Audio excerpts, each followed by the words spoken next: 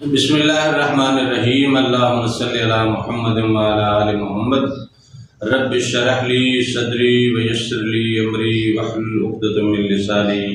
یفقہوا قولی۔ السلام علیکم دوستو، میں ہوں ایک عام سا مسلمان فقیر معصوم پارسی۔ دوستو، آج جس موضوع پہ ہم بات کرنے لگے ہیں وہ یہ ہے کہ جینا تو دشمنوں کے بیچ میں پڑتا ہے۔ اگر جینا ہے تو دشمنوں کے بیچ میں رہو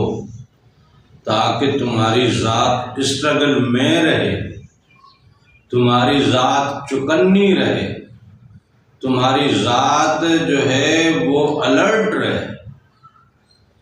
تم الرٹ رہو گے، چکنے رہو گے تو آپ بری طاقتوں سے لڑ پاؤ گے، ان کو ہرا پاؤ گے۔ اگر آپ دوستانہ ماحول میں رہو گے تو سست پڑ جاؤ گے، یہاں تک کہ پھر رب کی بندگی بھی آپ سے نہیں ہوگی۔ اور جو لوگ نہیں کرتے ہیں نا، بندگی میں نہیں جاتے ہیں نا، بندگی تو دور کی بات ہے، بندگی تو بہت عجیب معاملہ ہے، بندگی کو تو آج تک کچھ سمجھا ہی نہیں ہے۔ عبادات کی طرف، نارمل عبادات کی طرف، یہ جو روٹین کی عبادتیں ہیں اس میں بھی آپ اس لیے نہیں جاتے کہ آپ نے اپنے ارد گرد کمفرٹ زون بنا رکھا ہے، آپ اس کمفرٹ زون میں اپنے آپ کو ریلیکس کر لیتے ہو تو آپ کو نماز ریلیکس نہیں کرتی۔ آپ نے اپنے دوستوں کے ساتھ ریلیکس ہونا سیکھ لیا ہے تو آپ کو اس یار کے ساتھ ریلیکس ہونے کا خیال تک نہیں آتا، تو پھر یہ دنیاوی مصیبتیں، معاملات آپ کے ساتھ آ کے لڑتے رہتے ہیں اور زندگی آپ کی پریشانی میں گزرتی ہے۔ لیکن جو لوگ ذکر کی دنیا میں رہتے ہیں نا، جو لوگ ذکر کی دنیا میں رہتے ہیں،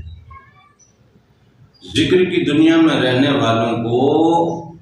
زیادہ چکنا کر دیتا ہے ان کا ذکر، اور اس کے گرد دشمنوں کی فوجیں کھڑی ہو جاتی ہیں، وہ دشمنوں کی فوجوں میں گھر جاتا ہے۔ پھر شیطان کا مکمل فوکس ہوتا ہے کہ یہ بندہ جو نورانی دنیا میں نکل گیا ہے اس کو کیسے واپس میں کھینچوں۔ کبھی وہ رشتہ داروں کے کسی معاملے سے دھاگا کھینچے گا، کبھی اولاد کے معاملے میں سے کوئی دھاگا کھینچے گا، کبھی بیوی کے حساب سے کوئی کوئی دھاگا کھینچے گا، کوئی ماں باپ کا دھاگا کھینچے گا، کوئی یار دوست کا دھاگا کھینچے گا، کوئی کاروبار کا دھاگا کھینچے گا، کوئی دنیا داری کا دھاگا کھینچے گا، کبھی کوئی بیماری کا دھاگا کھینچے گا، کبھی کس مسئلے کا دھاگا کھینچے گا، کبھی وہ کوشش کرے گا کہ کھینچ کے آپ کو واپس لائے،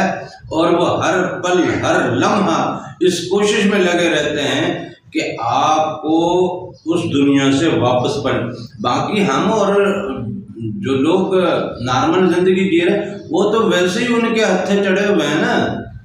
یہ تو ویسے ہی ان کی سوسائٹی میں جی رہے ہیں نا۔ ہم لوگ تو اپنے نفسوں کی پوجا، ہم نماز بھی اپنے نفس کی پوجا میں کرتے ہیں، اللہ کی بندگی میں ہم نماز نہیں پڑھتے، ہم روزے بھی نفس کی پوجا میں کرتے ہیں، ہم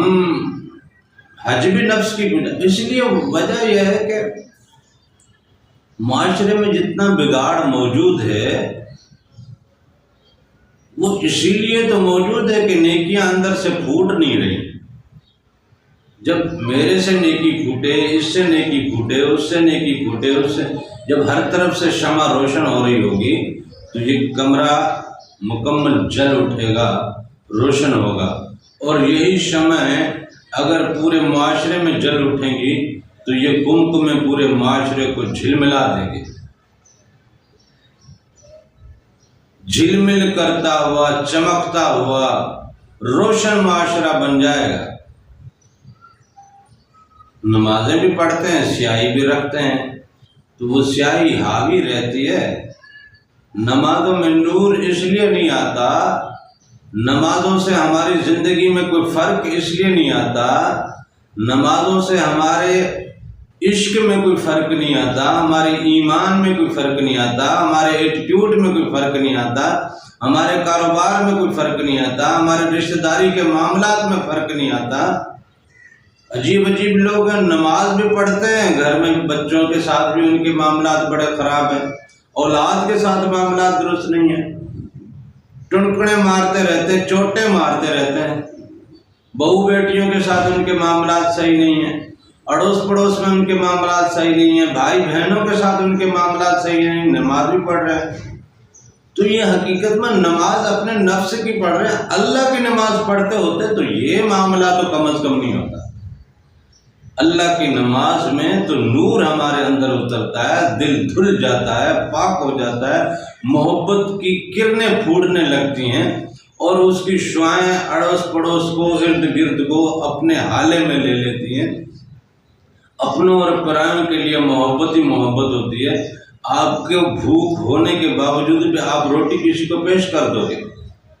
کہ نہیں یار یہ کھا لے، میرا یہ وقت اگر ایسے گزر بھی گیا تو میں اگلے وقت تک میں مار نہیں جاؤں گا۔ اگر کسی لمحے گھر میں روٹی نہیں بھی پکی تو اس کو ٹینشن نہیں ہوگی کہ یار جب مالک نے اتنے سالوں تک کھلایا ہے تو اگلا وقت بھی مالک انشاءاللہ بہتر کرے گا۔ آج اس وقت اگر مالک نے کوئی روٹی کا بندوبست نہیں کیا میرے گھر میں تو مالک کی مرضی ہے، اتنے سالوں تک کھلایا ہے نا، اسی نے کھلایا ہے، اگلا ویلا بھی وہی کھلائے گا۔ تو ایمان ہمارا مضبوط نہیں ہو رہا، ایمان ہمارا اس لیول پہ نہیں جا رہا کہ جو ہماری زندگی کو حقیقی بندگی میں ڈھال سکے۔ اس کا مطلب ہم عبادتیں بھی ویسی نہیں کر رہے، تو ہمیں دنیا کے معاملات نے جکڑ رکھا ہے۔ اب جو اپنے ایمان کو بیدار کر کے قلوب میں نور اتار کے اللہ اور اس کے رسول کے عشق میں فنا کی منزلوں کی طرف قدم اٹھانے لگتے ہیں، ان کے قدموں کو رسیاں ڈال ڈال کے ان کے جناب قدموں کو پھسلانے کی کوشش کرتے ہیں یہ دشمن، یہ شیاطین، اور پھر ان کے گھیرے رہتے ہیں۔ پھر کبھی بیماری کی صورت میں، کبھی رشتہ داری کے معاملات کی صورت میں، کبھی گھریلو معاملات کی صورت میں، کبھی کس صورت میں، کبھی کس صورت میں وہ آپ کو بھٹکائیں گے، آپ کو توڑیں گے، وہ توڑتے رہیں گے، مرتے دم تک توڑتے رہیں گے آپ کو۔ دشمنوں میں گھری ایسی زندگی ہوگی کہ بظاہر آپ کو سب دوست نظر آ رہے ہوں گے لیکن آپ کے اندر ایک عجیب جنگ بھی چل رہی ہوگی۔ تو زندگی کا حقیقت میں مزہ تب ہی آتا ہے جب دشمنوں کے بیچ میں رہ کے جیا جائے، یہی تو وہ مرد مومن کی شان ہے۔ ورنہ دوستوں کے بیچ میں، احباب کے بیچ میں دبک کے بیٹھنا، سہولتوں، آسائشوں، نعمتوں کے بیچ میں گھرے ہوئے بیٹھ کے جناب مالک تیرا لاکھ کرم ہے، تو نے تو ایسی نعمتوں میں نوازا ہے۔ اب جب اللہ نے ایسی نعمتیں دی ہیں تو ہم اس کا فائدہ اٹھائیں نا۔ اللہ کی دی ہوئی نعمتوں کا فائدہ اٹھانا بھی تو شکرانے میں آتا ہے، ٹھیک ہے۔ یعنی عجیب عجیب تعویلیں بنا کے ہم نعمتوں والی زندگی کو زیادہ پسند کرتے ہیں بجائے دردوں بھری زندگی کے، بجائے ہماری الرٹ لائف کے ہم ریلیکس لائف کو زیادہ پسند کرتے ہیں، اور پھر یہ لائف ہمارے لیے تباہی اور بربادی کا سبب بنتی ہے۔ مزہ تو تب ہے دشمنوں کے بیچ میں رہو، اور جب ذکر اذکار کی دنیا میں آؤ گے نا تو دشمن تو آپ کے گرد ایسے رہیں گے، آپ آنکھوں سے دیکھو گے ان کو، آپ کو بار بار آ کے ستائیں گے، آپ کو توڑیں گے، آپ کو گرائیں گے، آپ کو ہٹائیں گے، آپ کو پھسلائیں گے، آپ کو بہلائیں گے، آپ کو بہکائیں گے۔ ان سے لڑتے رہنا ہے اور آخر دم تک لڑتے رہنا ہے، یہی تو مرد مومن کی نشانی ہے۔